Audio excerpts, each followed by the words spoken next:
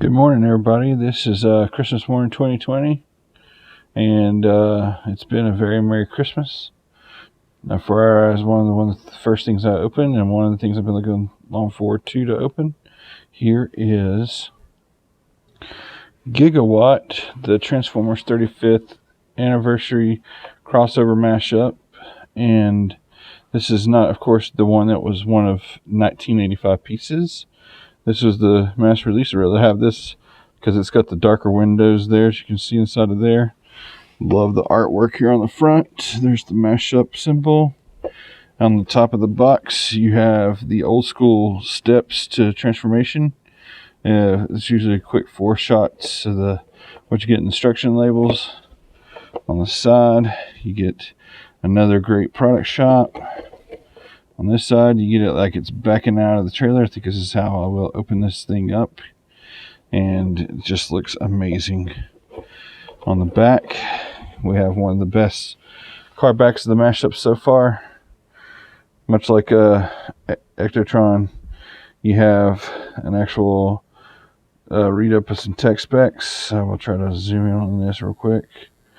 So if you wanted to pause the video and read the tech spec, you can do so now. Outside of that, just a splendid mashup, and I hope this is one of many more to come in the future, and hopefully the engineering will get better and better as we keep moving forward. I can't believe this is in my hands finally. It's like I said, a long time coming. Oh, the bottom of the box. And there's that for all those who want to see that. Anyway, let me get this guy open, release him from his prison here, and I'm going to show these guys off again amongst each other. The other mashups so far, as I have, this is my third. Thanks again for watching. 1 second. Many thanks again to my family for getting this for me for Christmas. This has been 35 years or better in the coming, and I'm shaking today, like with all the coolness that I've got here in front of me. So this guy comes with his rifle, Dr. Fusion. If you've watched this at the end of the first movie, he receives a Dr. Fusion upgrade, and I don't want to spoil a lot for those that haven't seen it. Go watch Back to the Future and you'll see what Dr. Fusion is entailed to. You have what looks like a fishing rod is actually a pole that goes back down inside of the top of the flex capacitor there. This is a movie plot point from the first movie, and it goes down inside of there.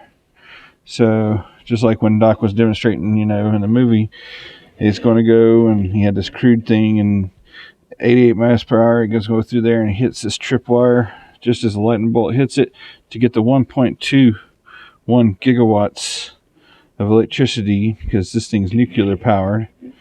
It takes plutonium to get this thing to charge its circuits to make the time circuits jump you from time to time, whether going present to the past or past to the future. It takes 1.21 gigawatts at 88 miles per hour is the formula. Anyway, a lot of fun this is. I love these DeLorean gold wing doors that will open up, but you really can't see anybody down inside of there, but that's okay, because that's what that is. This makes me hopeful with these gold wing doors of getting maybe hopefully a mass crossover one day, because this is like Matt Tracker's car just a little bit. Getting back to this though, this is actually a DeLorean. If you haven't seen it, what a beautiful car this is. I can't believe we're actually getting these figures, after all this time. And I love the out of time tempo on there with the California license plate tag. And my finger is blocking all that. Sorry about that. But yeah, we'll use this thing's pointed out. It's like right here. And this is not going to focus down. Here we go. Out of focus down. Out of time, California. Very, very awesome detailing. And you got your circuits here that's painted all different kind of colors and what have you. Very beautifully done. I love how they put a little granular detail into the time machine itself. So let's do a quick 180 here. Let you see all the different sides of this thing. In the back again, the top of the car and the bottom of the car, and you can see that nice little face there. And the one thing I do love about what they've included with this, and they didn't have to do and they did anyway, is that when the car goes to the future and gets the Mr. Fusion upgrade, he gets upgraded other ways here to where roads, we don't need roads. So then these fold up here on the bottom. There's always been something really cool about flying cars of the future, so you get that whole flying car aspect all the way, and it's just really, really awesome that they included this playability feature here into the time machine. And so let me give me just a moment here. And real quickly here, I was going to do a few comparisons with other crossovers. Here is Ectotron 1 alongside this guy right here. And last but not least, this may take a little extra room here. I'll put this guy in the center. The Maverick mashup. So you got Ghostbusters, you got Top Gun. All of these are great 80s properties. And then we got the DeLorean there. And I gotta tell you, the thing that frustrates me, these two are awesome. These two are really awesome. They do have their little shortcomings, like the wheels popping off on the DeLorean, or this antennas and stuff not going exactly to the right spot every time when I transform back and forth from vehicle to the alt mode. They all are faithful recreations. And like that doesn't stay together right there in the back. And you got a faithful recreation, you want to include everything, guys. They even got the little fishing rod here, even though it's a flexible kind of thing. They got the little lightning rod there. They got all four wheels on this one.